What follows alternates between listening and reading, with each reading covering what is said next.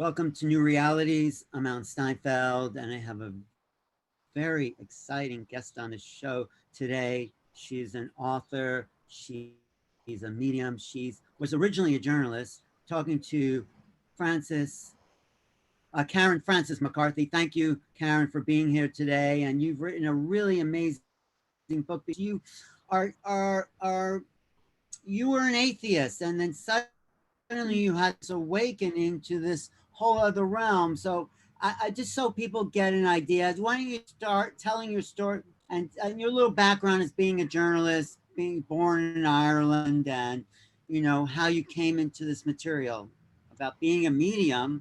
Yeah, Yeah, go ahead. yeah. So, the I was raised in Ireland. I was raised a Catholic, and by the time I was sort of 17, I'd had enough of it. And I spent the whole rest of my adult life as a confirmed atheist and was quite happy with that sort of situation.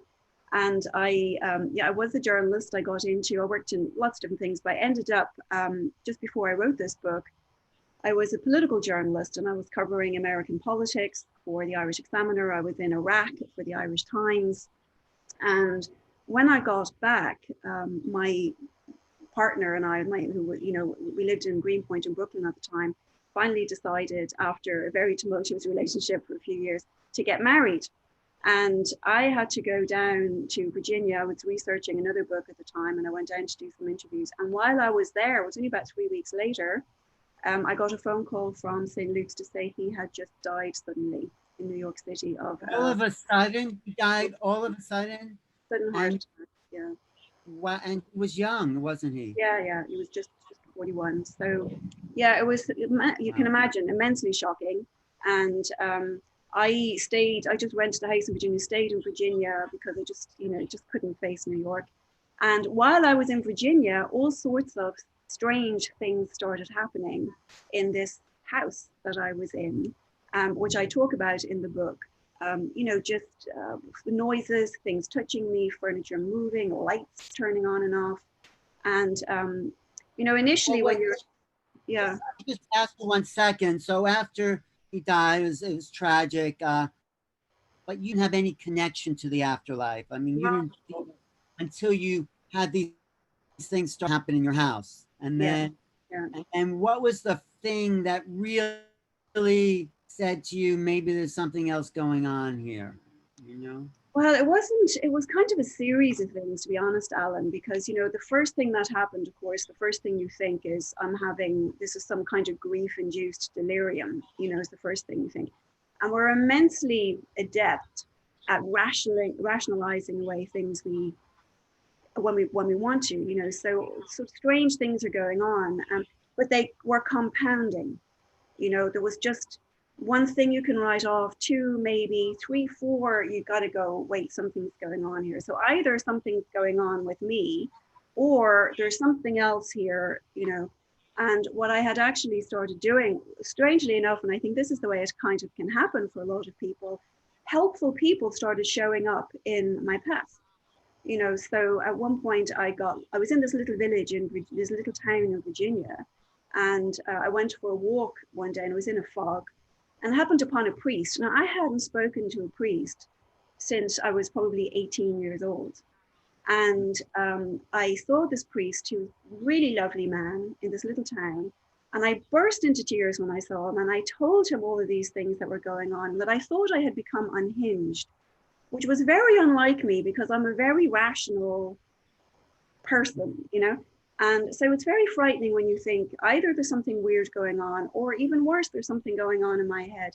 And he was the first person who told me that this was very common, that loved ones show signs, put things in our path, show signs, to let us know that they're okay.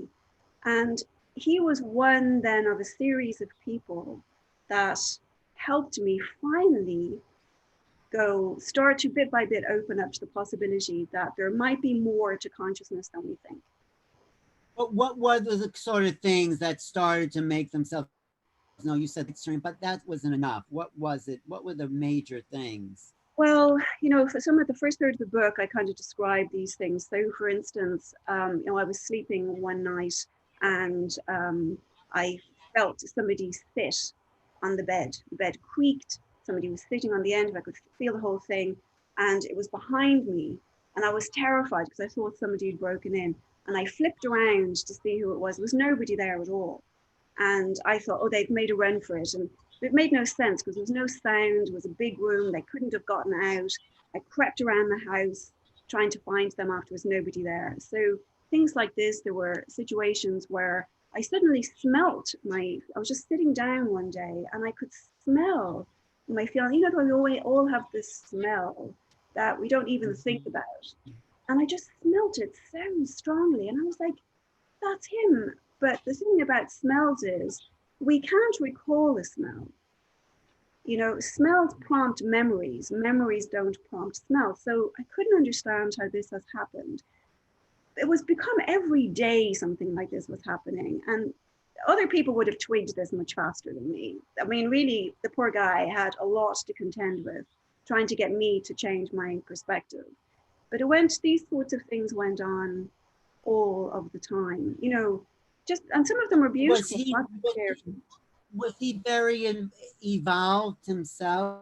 Was he a very spiritual person? Because like people with more spiritual power can communicate easier from that other side. What was he like? I mean, he wasn't at all spiritual, and that was sort of interesting thing, Alan. He had no spiritual beliefs either. You know, he was as confirmed an atheist and a pragmatist as I had been. I think what happens in these situations is that the connection is so strong that it can make this bridge happen. Where, you know, a friend of mine said, you know, one of the people I met who was very helpful was the late Professor Lou Legrand, who wrote a lovely book called Love Lives On. And I met him as well. I came across him. We had some interesting conversations, and he was very helpful to me in just coming to terms with this concept of signs that we've heard about. You know, people will find like pennies suddenly around, or, you know, these interesting things that start happening. And so Professor Legrand had written this beautiful book on this, which I read, and I spoke to him a few times about it. And I had said to a friend of mine, a mutual friend of myself and my fiance's afterwards, you know, people leave these little signs, but all of these, and she said, you're not getting signs, you're getting burning bushes, because there was no way he would be able to get through to you without burning a bush, because you'd never buy a penny on the carpet, you know. So right. I think it was more the connection, Alan. You know, he knew me so well that, you know. Would you say you were really in love with each other? I mean, you said you were not sure about your relationship, but there was a soul connection there, right? Was that it? Yeah, there really was. From the beginning, and soul connections don't make necessarily for the easiest relationships, you know. And so it was quite tumultuous, but then gradually over the course of 3 or 4 years settled into this. But you know, I've got to be honest, the day he said, and actually the scene of his proposal is in the book, which is the most oddest proposal, probably one of the, you know, you probably have come across. Oh, tell us what happened. He said something like, I think in the conversation that was happening, I was talking about some ex-boyfriend who had shown up and called me. We were having dinner. We were making dinner in his apartment, and he had said, you know, something about, you know, well, you'll know this about me when we've been married for 10 years or whatever. And I said, we're getting married? When are we getting, you know? And he said, when are we getting married? And he said, when you stop chasing around some imaginary Prince Charming, you know. And it was just the oddest thing. But I have to say, Alan, when he said it, it was really like an epiphany. You know, one of these things where suddenly you know something that you think you've known your whole life, but it's just now the light bulb has popped on. It was that sort of epiphany the way it even came. And we laughed about it, you know, but it was interesting. And when all of these things happened afterwards, that sort of feeling of the epiphany that I'd had at that day started to me, because there had to have What been. was his name? What was his name? He's called Johann, and I call him Johann in the book. Right. How long were you together? How long were you married for, actually? No, we never got married because I had to go down. Yeah, I had to go down. He proposed. proposed, and then how much after that did he pass on after the proposal? 3 weeks.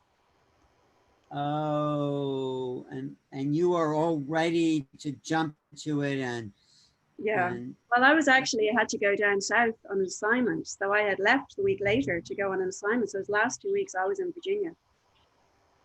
He was in New York. And that's when I got the phone call from the hospital.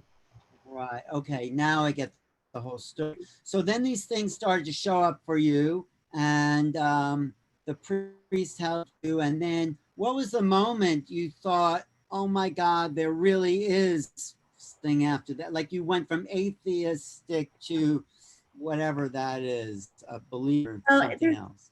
Yeah, there's a whole sort of build up in the book, and I'm kind of reluctant to give it away because it's kind of like giving away. Don't give away the don't give away the build up, because I think that's important, because I want people to read this book. Let me see if I can flash to that book again. But yeah, I'll say I definitely it concerned a lot of butterflies.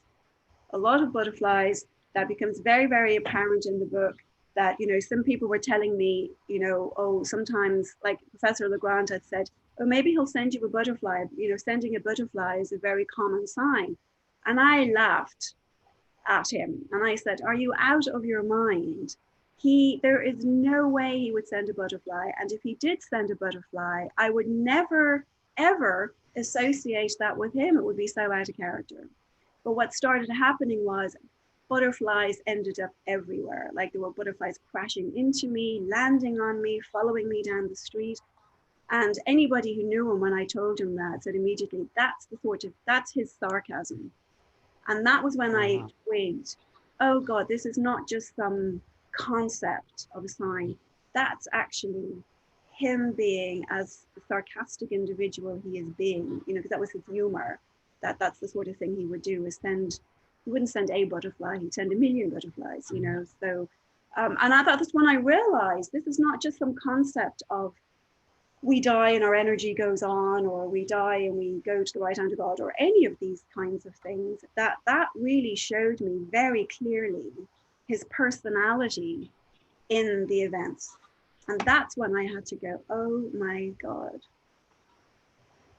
That was just mind-blowing to see someone's personality in the event, you know. So we do retain our personalities, you're saying, as we move on. How do you explain that? I mean, we'll get into your whole development. I'm just curious about that one. Some people say you transcend the personality on these, you know, those sides. So. Yeah, no, what I found working with a lot of other people as a medium, and I found, you know, I went to the Arthur Findlay College. It was 4 years there. I was working on getting certification and stuff there at the Arthur Findlay College in England.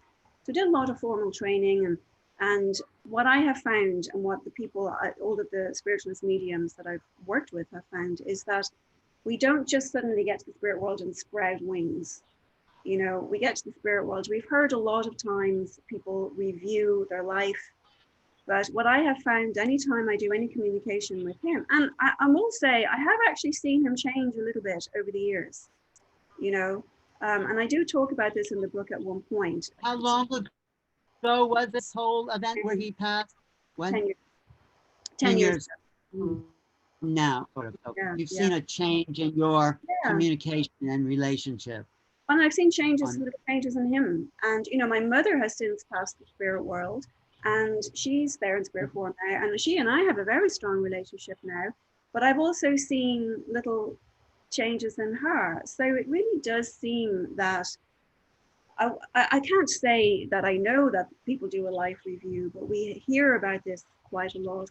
But it does seem to be consistent with a lot of the communications that I've had with my loved ones, but also with four strangers who've just plopped it down, you know, sitting in front of me, that you can see people realizing things that they maybe didn't realize they were doing when they were here, and now they realize it there, and they'll come back often with apologies or to make amends, and they'll come back then to continue developing relationships. And I mean, sometimes I've had some people come back, and, you know, my mother was communicating with me in Ireland.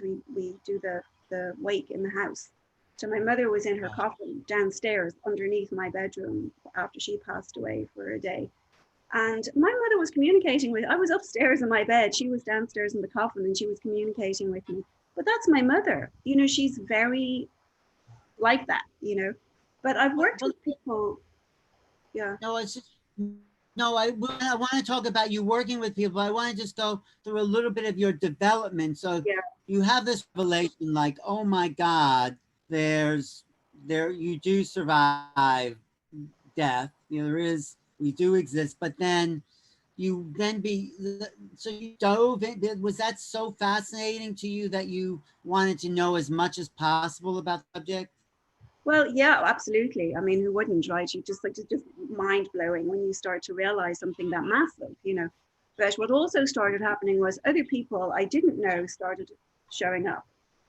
And you know, a couple of these encounters in my book as well, where I was with a friend and we were sitting in Central Park, and this woman just came and I could see her sitting beside me. I didn't know her. And it turned out it was a friend, his friend's mother, who had committed suicide the year before, almost to the day. And she started sharing me how she felt and how she looked. And I was able to pass that along and that message along. This sorts of things started happening.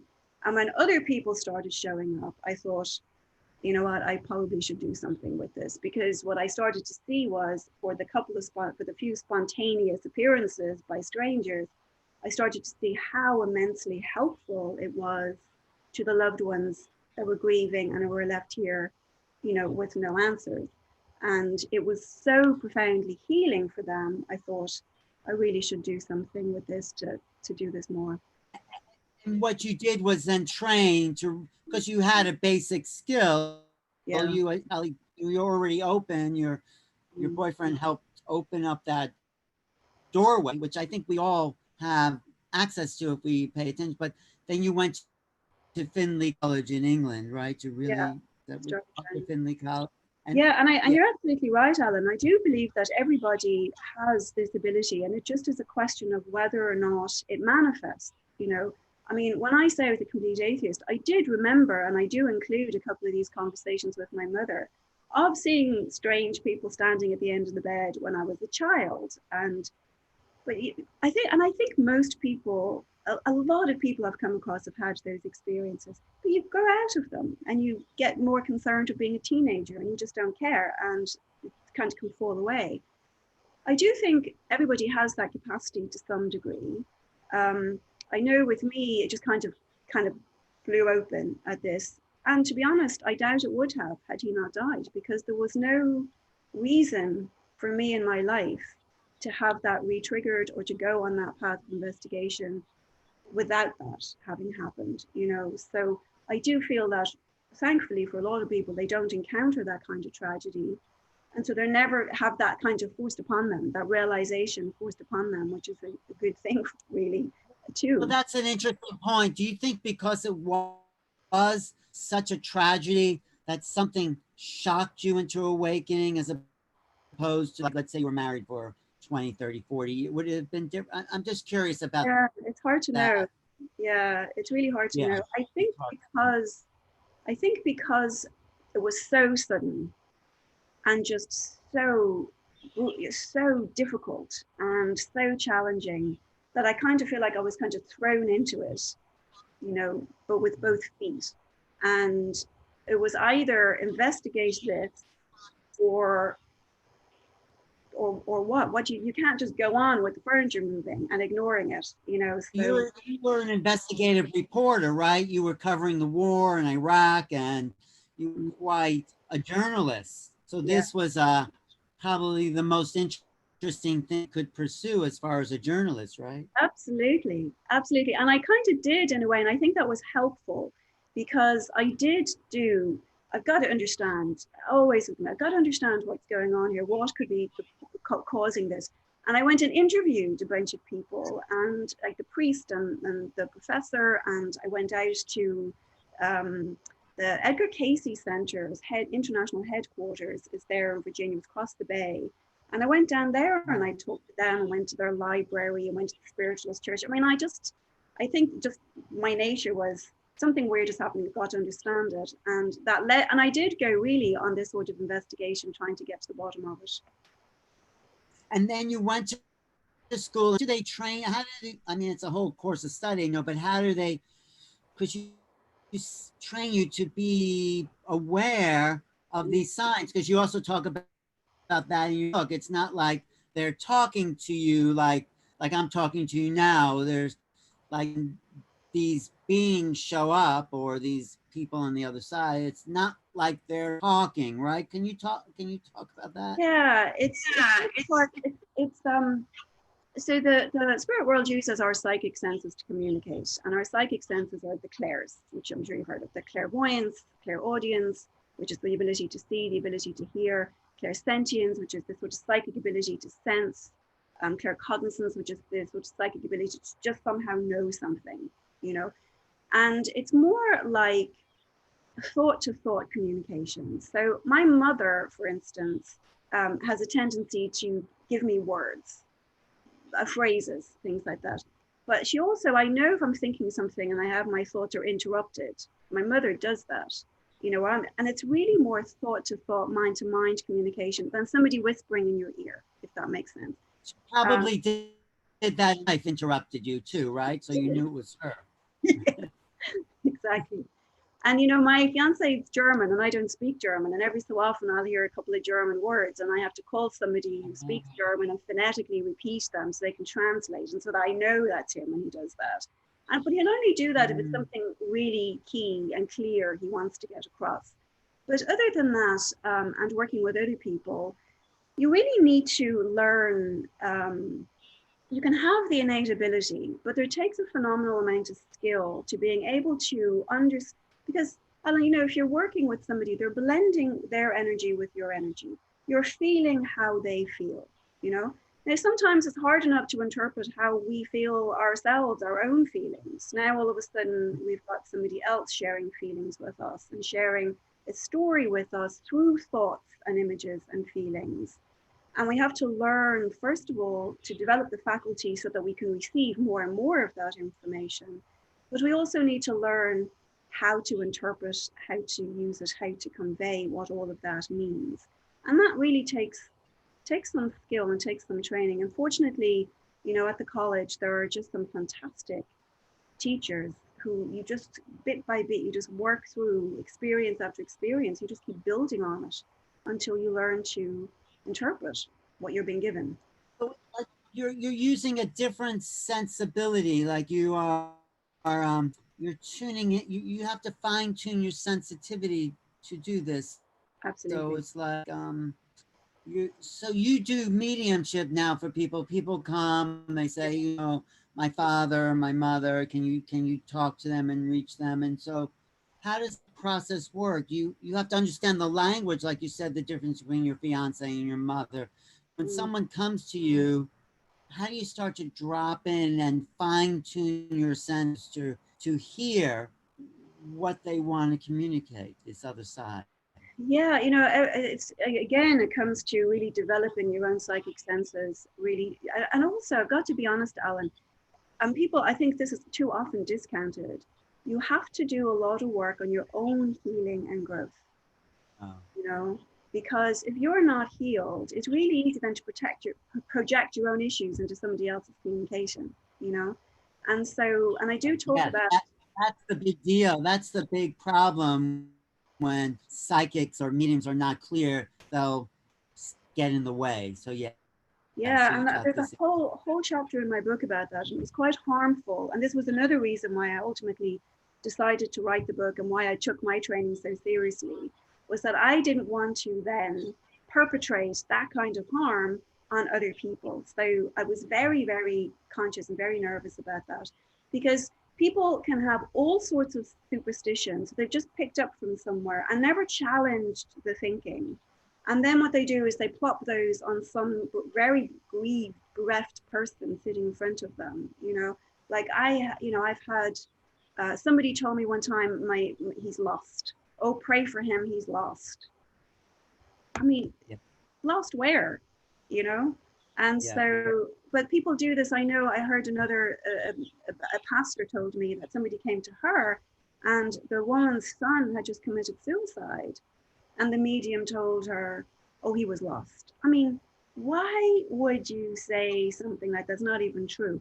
But it's because they have these concepts, these very medieval concepts of heaven, hell, purgatory, whatnot, that seeps into their mediumship and then gets projected outwards. And I felt it was very, and I actually think the fact that I was a lapsed Catholic and an atheist, helped me because it didn't bring any of that to it for me. So I think in a way it was good. No, it's very good. So, but the other side, I mean, the part that I don't understand, like, we have a daily routine. We're eating, we're talking, we're sleeping.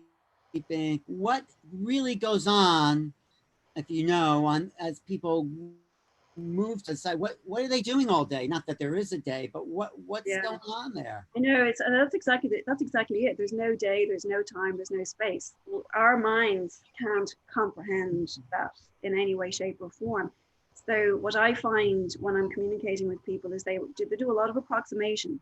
You know, so somebody who, for instance, we hear people talking about the Akashic records, and and we hear all of these things, and I have actually had people come back who had no interest in school here, and they'll come back with a big book in their hand, and I know what they're trying to tell me. Not that they've gone to some library and they've got a physical book, obviously, because they don't.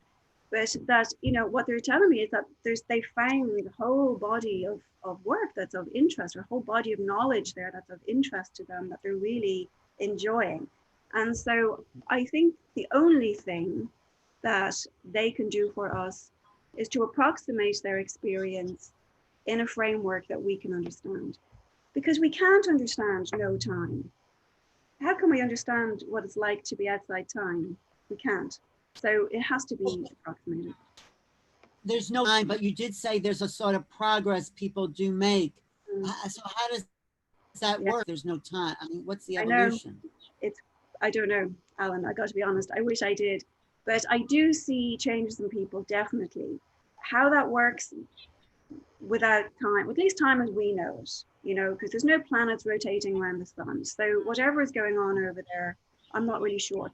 What I can say is that I have noticed people grow and heal. And I mean, I've even had people come back in private sessions to talk to people, and it can take them 15, 20 years to come back. I've like had an abusive alcoholic father come back to talk to his daughter one time. Come back, I say come back, whatever. Just blend with me to communicate with his daughter.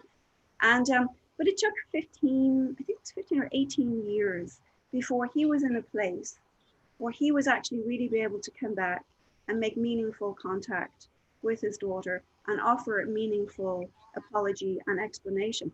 Because the apology in itself is not enough. It's easy to say your dad's here and he says he's sorry. It's got to be more meaningful. That what's he sorry for? And it took this man, I think it was nearly 18 years before he had the wherewithal to be able to come back and really help her understand why he did the things that he did. It's a very, very difficult contact to make. And again, it's one of those situations that I was saying earlier, Alan, is that why again it's so important that the medium deal with their own issues before they start trying to meddle. Heal thyself. It's so true in Yeah. this case. So you've had to work on yourself to be a good medium. I mean, you had to deal with all your stuff and go through your own Yeah, being. even just to be a good person. I mean, Well, yes, yes, yes. we need to do the. But I mean, yeah, I'm interested in the part I think you said you mentioned in the book where it's about consciousness. So these people on the other side, they don't have bodies, but they have consciousness. So how do you understand that? We think our consciousness is in our brain. It probably isn't. Talk about that aspect, because I think that's what makes your book different. yeah. Well, what I tried to do was rather than focus on life in the spirit world, and the thing, Alan, and I know you know this, is that, and we've talked about this before, if somebody arrived on planet Earth from somewhere else and said, describe the Earth, it would really depend on who you asked, where you landed, you know? It's going to be Yeah, you yeah. land in the Arctic or Africa or Britain or it's all going to be culture, everything. is going to be different depending on where you land. So my feeling is that there isn't a universal constant up there any more than, you know, so I do feel that there is quite a lot of um, specificity and differences up there too, and it just depends where you land, and it just stands to reason. Um, what I try to do, rather than get too caught up in questions and speculations about what is the afterlife like, I was really interested in the idea that what does it mean for us now? So that's not eternity, right? The afterlife is not eternity. Eternity is now. We're already in it. And so why not just live eternity now? So we're here to learn, to do, to have compassion, to grow, to heal, to help people, to love people. Why there's so much of late I've noticed and quite a lot of focus on trying to answer the question of, oh, what's going on in the afterlife? What's it like? My question was, how does knowing that consciousness continue help us live better lives now? You know, in the piece of eternity that we're already in. And I was really concerned about that. And it's like we said earlier, how can we heal and be the best we can be right now, rather than just thinking we need to wait until we get there? Right. So what did you discover then? How does, in a way, everlasting consciousness that we are make us live better here now? How do we do that? Well, you know, there's a really interesting documentary was made, and it's called Flight from Death, which to me is, you know, shows it's just this idea of, they did all these experiments with people to see how they responded to the fear of death. And it's a really interesting documentary to watch. And what happens is what they found is that people will go along and they'll be loving and compassionate and helpful and whatnot until their lives are threatened. And the minute they fear death, they become aggressive and territorial and competitive and all of these things. And that right there goes to show you remove the fear of death, you remove the aggression and the fight response and the competitiveness and the trying to get ahead of everybody else. And I feel like you take that, and this is what the experiments, I mean, this is backed up by experiments. That's what the experiment showed. We can eliminate our fear of death. And if we know that we continue, and not only that we know that we continue, Alan, we know that our relationships and the love with the people that we love continues, which is even, can't be discounted. You know, that all of a sudden you take away that fear, I feel it would allow us then live more generous, more heartfelt, and more compassionate lives. No, that's great. So you have absolutely no fear of death. You are certain coming. You're an atheist. You're a Catholic, and then so you have absolutely no. Would you say that? I would Of say course, I have no fear of being dead. I'm hoping that the actual process is painless, but other than that, no. this is what Woody Allen said. It's not death I'm afraid of. It's dying. So Absolutely, it's the process. you do know for sure that you continue. Yes, There's and no doubt. I find it quite interesting as well, you know, that I don't know all the answers that's over there, because that's like a whole new adventure to look forward to. You know, once you know, if I can go very easily in my sleep, that'll be perfect, because, you know, it's the how do I go is the kind of thing that has a little bit of fear in it. But no, I think it's great. I mean, how exciting. How exciting is it going to be to suddenly find yourself, and now finally to know what all of these thousands of people that I've been communicating with over there knew? Oh, now I'm here and I know, and what's there to do now, and what's there to learn, and how do you live outside these extrasensory states? I mean, how exciting is something really to look forward to, I think. I know, but it's also exciting to be embodied. It's also very exciting to be here. I think we've been there longer than we've been here. I mean, we're here embodied and really be excited about this too. So how does that affect your living as Yeah, well? and that's such an important point, you know, and it was the reason why I decided when I was writing this book to write the experience here, running around on my 2 feet, rather than try to sort of work on having out of body experiences or whatever to see what it's like over there. I decided just to focus on here. And it's absolutely right. I mean, and it's to do the things that we've been talking about, which is to try to show. I'm not trying, as you know from the book, I'm not trying to convince anybody of anything. I didn't, and it was a choice I had to make when I was writing the book. Do I write this more like a manual? Here's another book on what signs look like, or here's a journalistic report of the evidence and the information I found. I decided eventually to write a memoir, which is my experience, and just present it to people and let them decide for themselves based on those experiences if they can identify with. If it even sometimes it jogs people's memory, oh God, it actually reminds me of something that happened that I didn't understand at the time, and now it all makes sense. So I just thought the best thing to do is just to present the story as is, and nuts and bolts of it. I actually read pages in a writer's group, and anytime I tried to make myself look better than I had actually behaved in a given situation, they called me out on it, and I had to revise it and be very honest. But it's absolutely what you said, and that's the reason why I wrote it like that, is what does all of this mean for life right now? I mean, even just that discovery, that epiphany, that awakening, I mean, that just blew open a whole new perspective on life to be explored. The same way I'm expecting the next one to do. But yeah, no, absolutely. There's so much out there. There are so many interesting people doing interesting work and interesting discoveries and having interesting experiences. But unless we know to go look for them, we'll just stay in our little box. And so it's important to have that inquisitive mind, I think, to go seek out these people and this work. No, no, I love what you're doing and what you're talking about. I think it's very, very important because I mean, you're a very grounded person.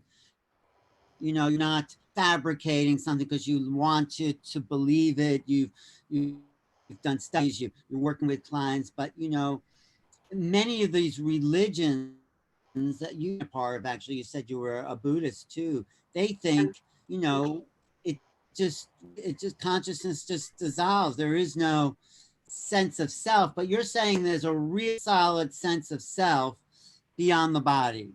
That's your talk Yes. about the Buddha perspective, not to Well, deny their yeah. beliefs, but Well, the Tibetan Buddhists believe in reincarnation, not quite the same way we believe in it in the Western sense, but I practiced Zen for many years, and in Zen Buddhism, we are just part of the cosmic cauldron. We're just part of universal consciousness, universal. And so when we die in Zen, we are reabsorbed into that.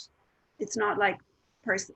I mean, it's I am really looking forward to finding out how personality is preserved. I've got to be honest. I don't have the answer. I just know it does. But I'm really interested to find out how that happens. But with Zen Buddhism, and that's the whole thing about oneness with Zen, and that's kind of what makes it such a peaceful religion, is this idea that it's all one. We're all one. There's no me or you, me or them. It's just all. It's a beautiful part of the religion, but at the same time, it doesn't support these beliefs, these experiences that I've had since. yeah.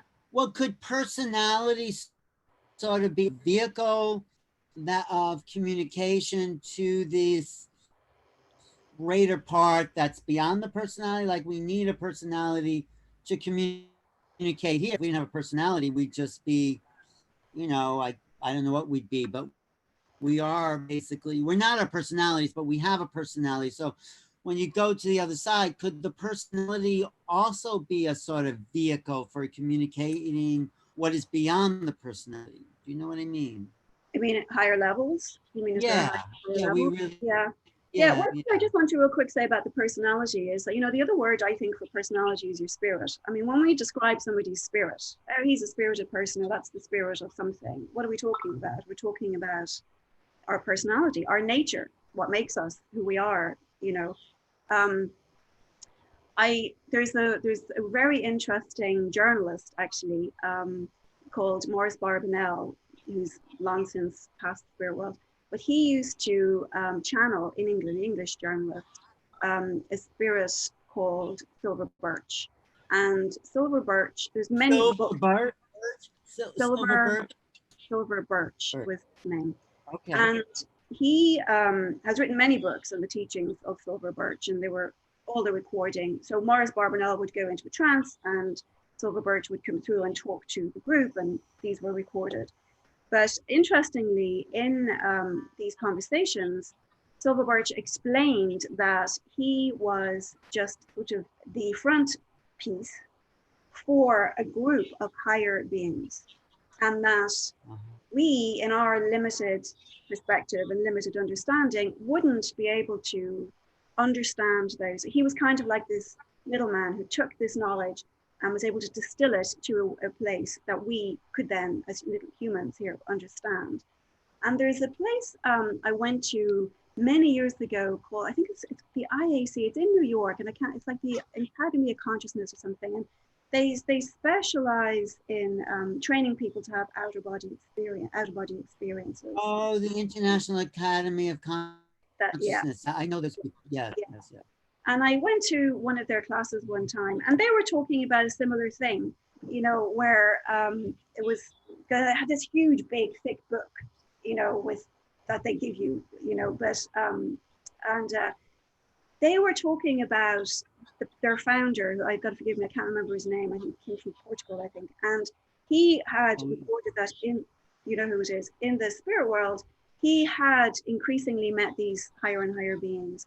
And finally, he's with this one being one time, and he's asking to explain something. And the being is saying to him, "You wouldn't understand if I explained it." He said, "No, explain it to me. I'm a very smart person. I'll understand." And the being tried to, and he said that whatever the being communicated, he didn't know if he had seen a mathematical equation or heard a piece of music or felt something. Like he just he didn't know what had just been communicated to him. So these things do seem to show that, and even just working with guides who are higher beings that come along and help with the mediumship or help with the healing or whatnot, you can see that there are, and again, don't ask me how this happens when there's no time, but because I don't know, but there definitely does seem to be increasingly higher realms of being and knowledge that we just, in our state, the way we are, where we are right now, couldn't possibly understand quite yet. Well, that's one of the things I want to ask you. I mean, I know your book is sort of about the other side, but there are levels. I mean, the astral, the place where dead people live, if you wanted to call it that, is just one realm, one frequency. Do you ever tap into, the ascended masters, let's even say the ETs? Do you tap into other things besides the astral? I do have communication with guides who are not people I knew here. They're not people who lived here. I know that they're much higher beings, and they always seem to know better than me what needs to be done, which is reassuring. And there's a few different ones that I've worked with, and I can feel. So I've got, for instance, because I do healing as well, spiritual healing, healing mediumship. And I know that there are 3 guides that help me with healing mediumship. They're always just white and a white background. Now, how I know there's 3 of them there, I couldn't tell you because it's just all white, but I just somehow know. Some people are more comfortable with visualizations, which is why they see a guide will manifest, for example, as a Native American or a monk or something. I think the guides know how best we can understand what's going on, and like I kind of sometimes I feel like it's like they're talking to children, it's like, let's explain this to you in a way you understand. And I know that I've got these other guides, so they are definitely further along, more advanced than, say, my mother or my father, or more recently, or my fiance more recently passed, who still communicate with me as them. Ascended masters, I would imagine ascended masters are probably what I'm calling my spirit guides. I feel that the ascended masters were probably that group that Silver Birch was translating for. So there definitely does seem to be a hierarchy of knowledge and ability there.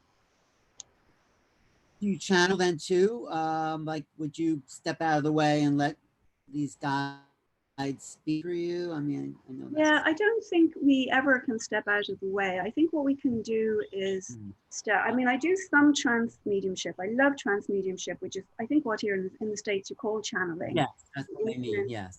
called trance mediumship. I love doing it. It's something that comes with a lot of work and a lot of practice by degrees of being able to be open, to be able to raise your own vibration, to be able to hold the kind of power and energy that these people or these higher beings. I mean, one time when I started this first, I sat down and I could feel it starting to blend with the person, and I burst into tears. It was so, I wasn't sad. It was just so overwhelming. I couldn't contain, my little body couldn't contain the power, the energy, if you know what I mean. So it takes time to, Beautiful. yeah, to work to a place where we can hold and contain that kind of power to make this happen.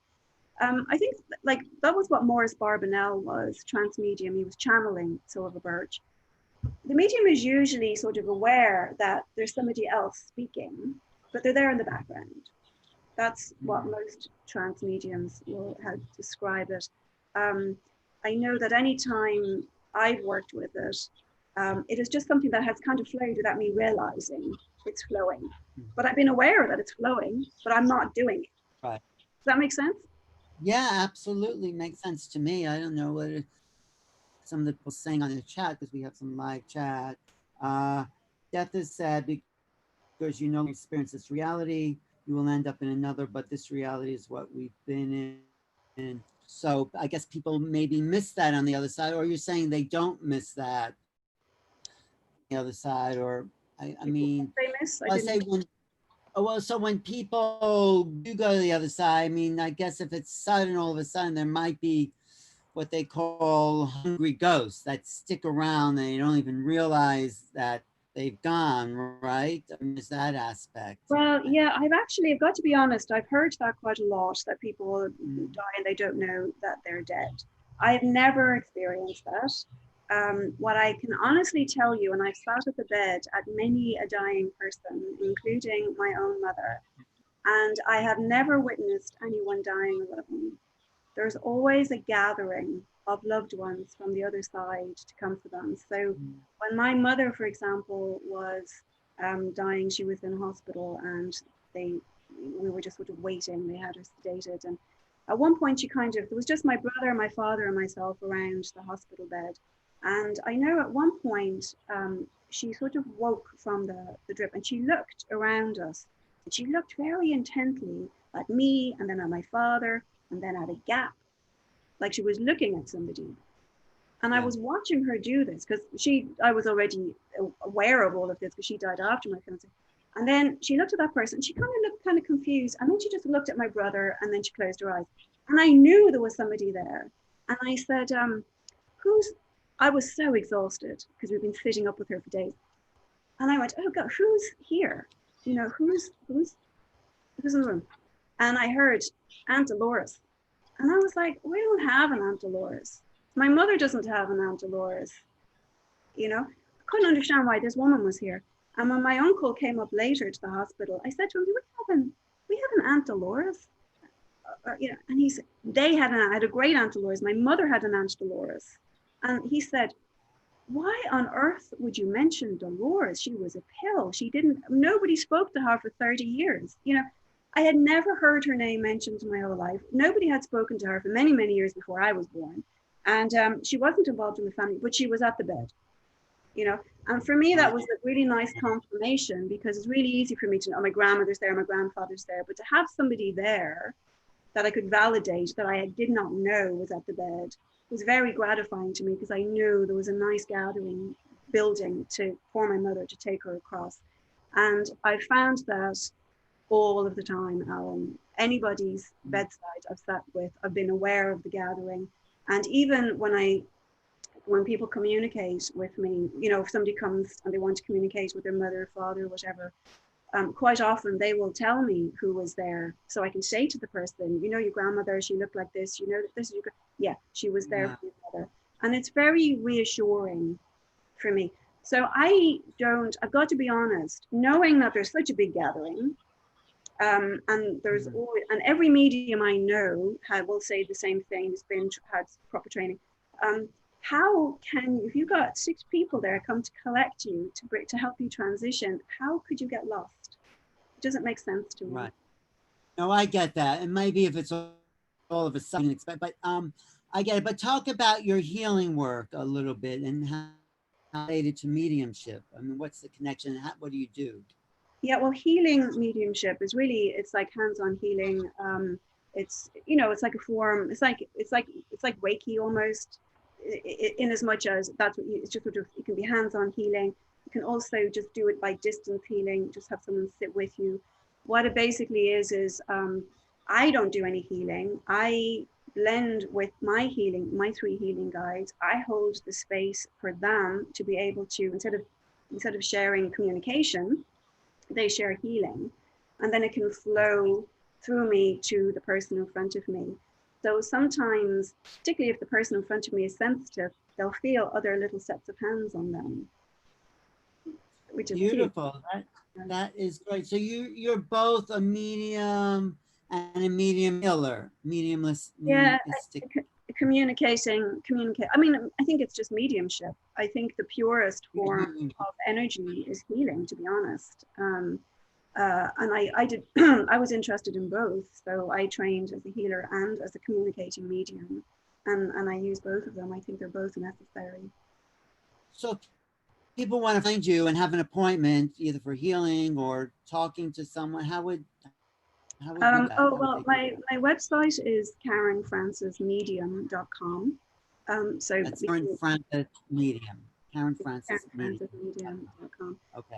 Yeah, so, and there's more information, and there's free healing meditations there. So people, if they want to go and they just want to sit in the healing power for themselves or to send healing, they can just download free guided meditations. There's ways of sitting in the power as well, so that if you are if you are sensitive and you want to really start to develop your intuition, or you want to start to really allow yourself open up to blend with these higher powers from the spirit world, there's little meditations for that on my website as well. So there's quite a lot of free stuff there if people want to just start dabbling or practicing some of these things themselves. And then how do they find your book? How do they get your book? Oh, well, the book is everywhere. I mean, the book you can get on Amazon, Barnes & Noble, Waterstar, I mean, Aid Books, anywhere at the moment. I mean, except shops, because shops aren't open, but anywhere online you can get the book. Because you're a true story of awakening to love after life. So talk just a little bit about the idea of this love, this eternal, like love seems to be the bond between. Absolutely. Yeah, talk about that a little bit. It's really what makes this communication happen.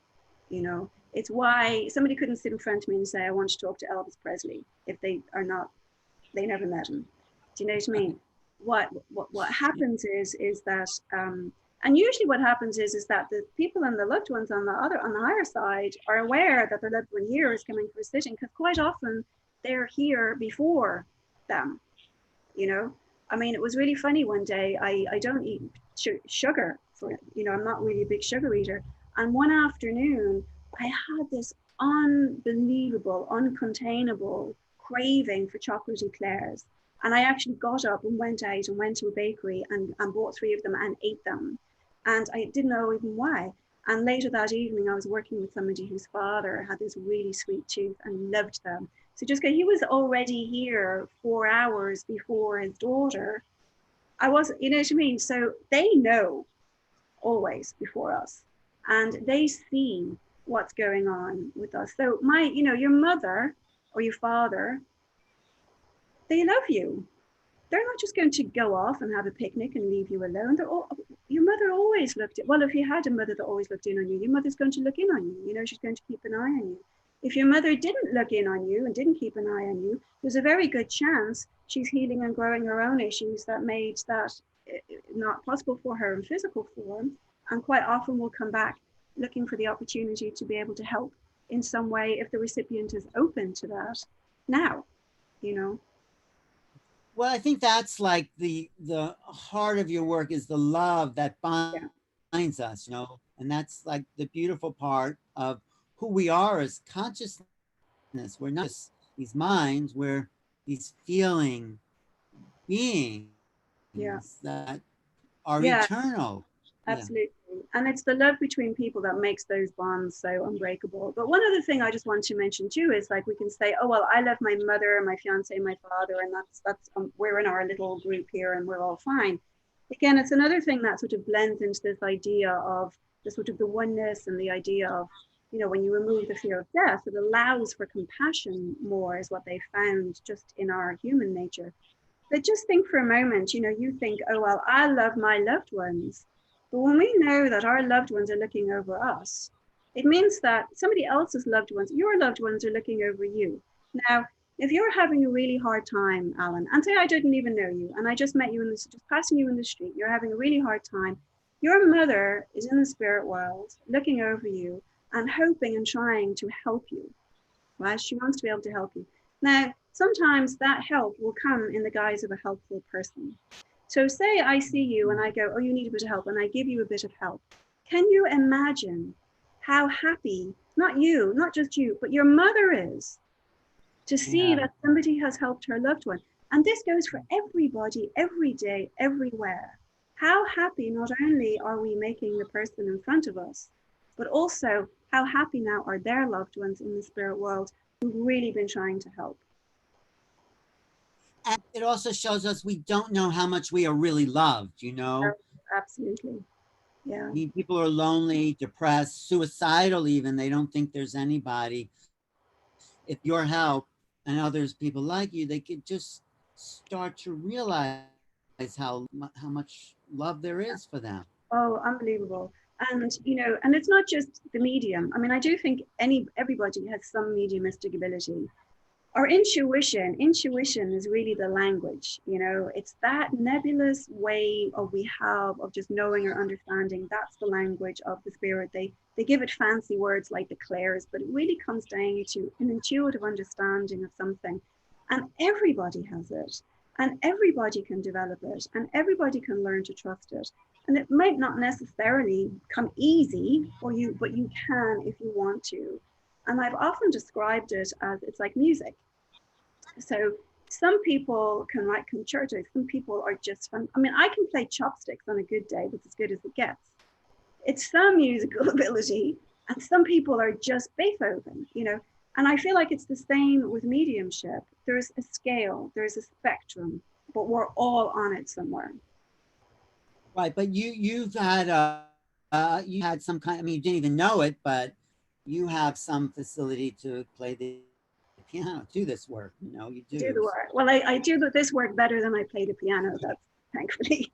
But the interesting part is you didn't even know you had it all those years, No. and then you realize that wow, you are connected and you developed it, and now you're helping other people. So I think that's really beautiful, and thank you, Karen, for everything you're doing. And I'm just going to show the book one more time so people can buy it. I think it's a fascinating, really great story, and it's not just another afterlife experience. There's lessons in here, and there's meaning, and there's a deepening of understanding. Wouldn't you say? Yeah. And I just want to say, I'm not trying to moralize and I wasn't trying to sort of convince. I really thought in the end, let me just, as honestly as I can, present my experience and then let the reader decide for themselves. So hopefully, you know, the feedback I've gotten has been really good because the way I wrote it was really the way I experienced it. And so other people who were really on the fence or a bit skeptical or not, or would have liked to believe, but couldn't quite get on board with it, have found that me just presenting my story to say, this is just my experience, that's all I'm relaying, have actually come back and said, you know, actually now it's actually the thing that's been able to tip them over into going, you know what, I can get on board with this. Get on board and change their life too. Make it more meaningful. Show that we're just not dissolving into nothing, but what we do here also matters, and is a continuum. There's no before and after in a way. It's just ongoing. Yeah, So, ongoing. And like you say, the key is love. And whether we feel loved or whether we're sitting in an attic by ourselves thinking we're alone in the world, the one thing I really hope that this book shows people is that nobody is alone. Nobody dies alone. Nobody is left alone. There was always someone you love looking over you, looking out for you, trying to find help. Now, they can't just go meddling around and interfering, but I guarantee you, if you ask somebody you love in the spirit world for help, they will find a way to help you. Your responsibility then is to learn how to recognize that help when it comes. right. One more question that just came to me now. If your fiance decides to reincarnate, does that mean you won't be able to he won't contact you in the spirit world, or there's no time as far as that? How do you explain reincarnation? Well, actually, reincarnation is not really something I subscribe to. No Right. experience of it. I've never encountered it. I have a tendency to not speculate, as you know from the book. I have a tendency to, if it makes sense, I go for it.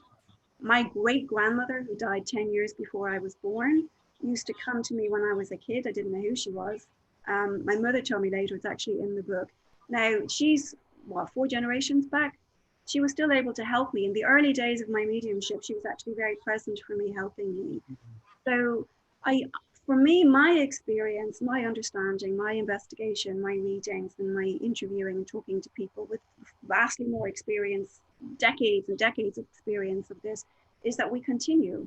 I know that there are cases where we have accounts where children say they have memories of a former life. Who knows for sure if that was a former life, or if they met the spirit of that person on the way in as they were on the way out, as they were on their way. Who knows what went on there? I know that the Western concept of reincarnation is not the same as the Eastern concept of reincarnation, which is where this idea originated. So Distant realms. Maybe there's a part that continues in that, and there's another part of us, since we're multidimensional, that incarnates. And hard I to don't know. know. Yeah, it's hard to know. I mean, it's an interesting discussion, definitely. Somebody described it one time. Sorry, I'm stepping on you. Yeah. Somebody said Tell me. Yeah, they said to me, they described it as like a wave. I think it was a monk. I think it was a Buddhist monk. Described it to me one time like a wave. There's the ocean, waves emerge and they go back. And another wave emerges and go back. All part of the ocean, but it's not always the same wave. And that's, my head can get around that. I'm sure other people will hate that analogy, but again, it's a thing. It's a we have to speculate, I think, on it. Right. I think it's possible it could exist in many places. I mean, who knows? It's all speculation. Yeah. I know that we're here and we're solid, we're incarnate on some level, but we also probably are in those other rooms. Do you ever pick up any ET energies? Have you tapped into that at all? Yeah, no, and I have to say no, Alan, and I think part of that would also be because I wouldn't know that, I wouldn't recognize it, because I wouldn't, right. I wouldn't know what that was.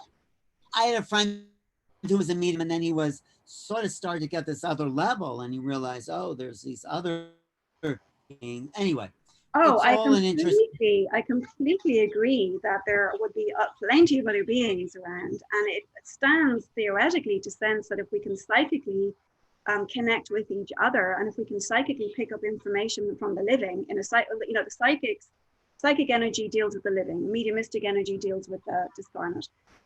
If we can psychically communicate with each other within physical body to physical body, it stands to reason that we could also do that with other beings, theoretically. Yeah. Now, I just can't say I've ever experienced it.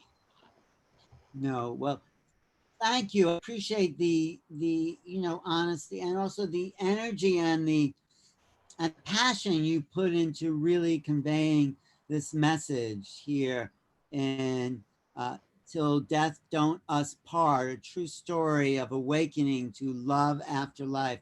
I've been talking to Karen Francis McCarthy, and she is available for sessions if you have someone you want to connect with or healing. And your website again, Karen, Karen, is KarenFrancisMedium.com. right, KarenFrancisMedium.com. But get the book. It's an education. It's a fascinating read. I think it's a very important subject that as we expand into this greater awareness of who we are, multidimensional beings, this is a big part of us everlasting in a sense. So Mm. thanks. Thanks. Sound Thank you, Alan. Seinfeld. Thanks. Oh, hold on. I'm just going to sign off and I'll get back to the Sound Steinfeld for New Realities. Thanks for watching. I've been talking to Karen Francis McCarthy, her book, Till Death Don't Us Part, True Story of Awakening to Love After Life. Thanks for everyone on the live chat and everyone subscribing to this channel, youtube.com/New Realities. We're having another live show coming up soon, so stay tuned. And thanks for watching.